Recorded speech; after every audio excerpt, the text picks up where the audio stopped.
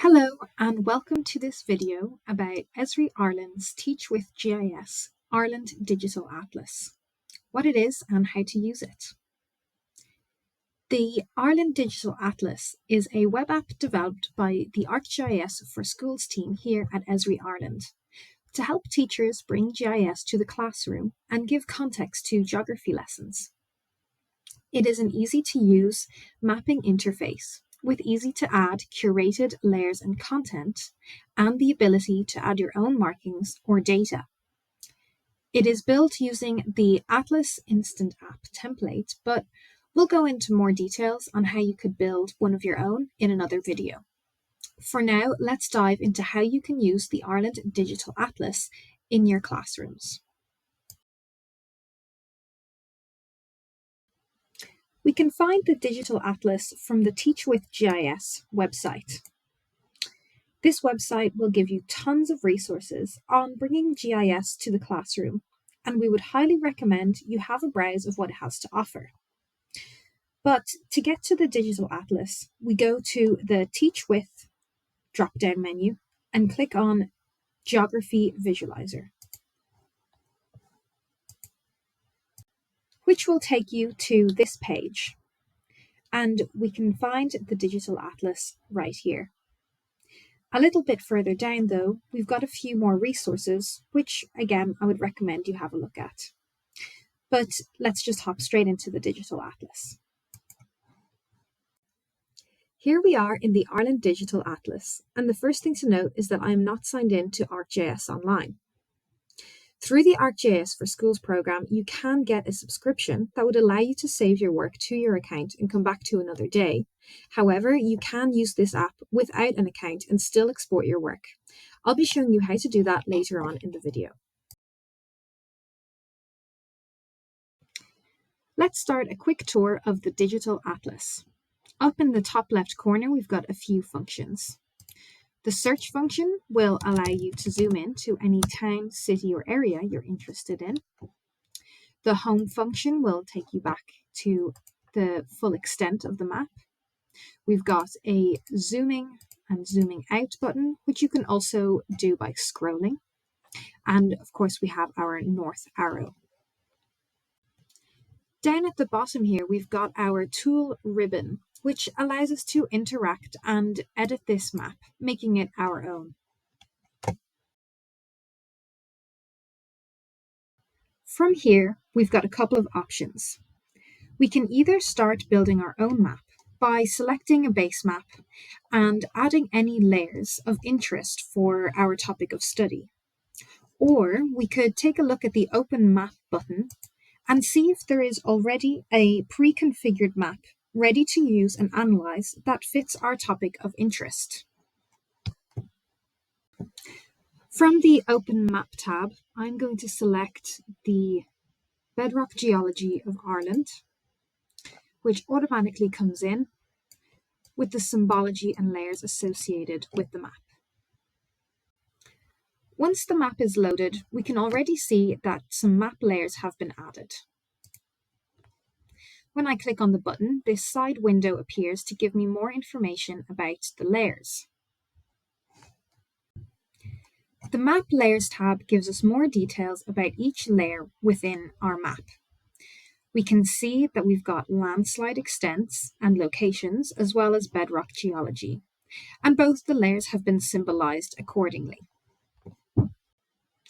We've got a few functions along here, such as adjusting the transparency of the layer, using a slider to see what's behind each one. So we can, depending on the layer, you may or may not be able to open up a table showing the granular data of each attribute.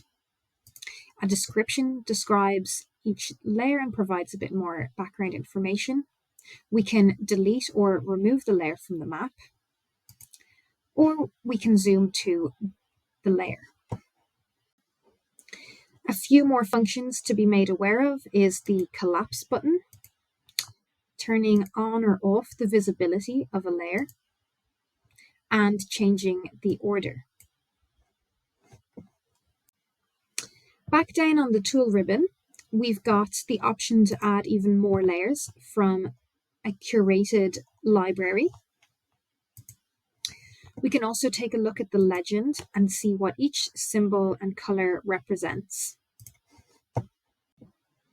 A really interesting tool that has been added is the measuring tool, and we can either measure distance or elevation profile.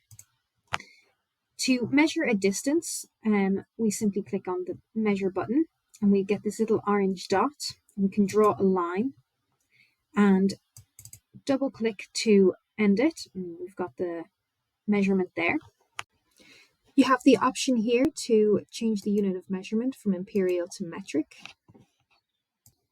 We can also do it with polygons or areas. Again, click once to begin and double click to end. And we've also got the option to find coordinates. So as I move my mouse around, the coordinates comes up there. I've zoomed in here to the Wicklow Mountains, so we can take a look at the elevation profile tool. So as I draw a line, and again, double clicking to finish it, we can see the elevation profile along that line that I've created. And already we can see some analysis coming through, the link between elevation profile and the frequency of landslides.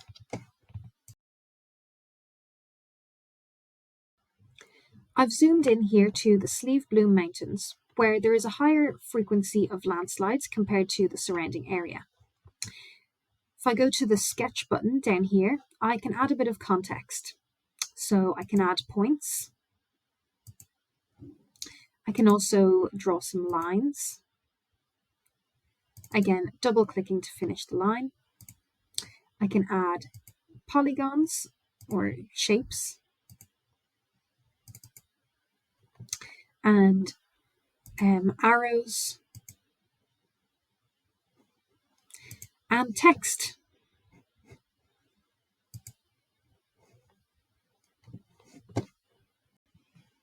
Now, this obviously doesn't look great, so I can edit this by clicking the little edit button, and I simply click on a shape to edit it. So I don't want this triangle here that I've made, so I can delete that. Go back to my edit select button, and I'm going to also delete the line. And I'm going to edit my text. First of all, move it maybe over here and change what it says.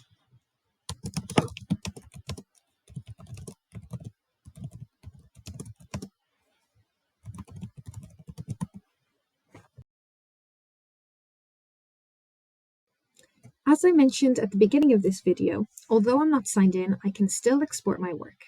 To do that, I click the Save button. I click Export to PDF. I can give myself a title, and I click Export again.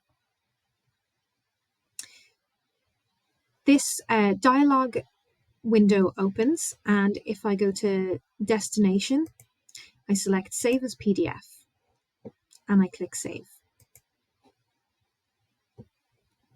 And you can save it in the location that you would like.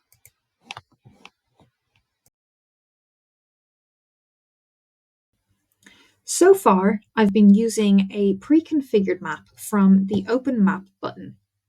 But now I want to quickly take you through how you could ask students to create their own map using the curated content made available through this app to explore topics of interest. First, we can select a base map. I'm going to choose this light grey canvas, which gives us a plainer background and will highlight the data I want to add. The example topic I want to explore here is tectonic plates, their boundaries and the events they cause, such as earthquakes and volcanoes. If I go to the Add Layer button, I'll be greeted with a whole host of interesting layers I can add. But here's the tectonic plate boundaries, volcanic eruptions, and major earthquakes. We can also add in the tectonic plates.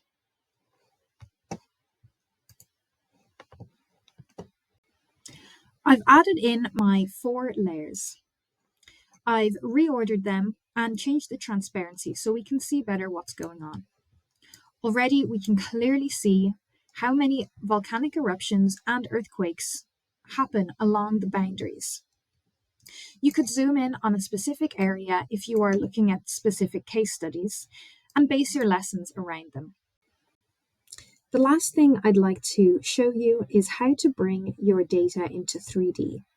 Right now we're looking at a 2D map, which, as we know, can distort the proportions of countries and areas around the globe. If we just click the 3D button down here, we are automatically taken into a global scene view, and we can explore our data more accurately.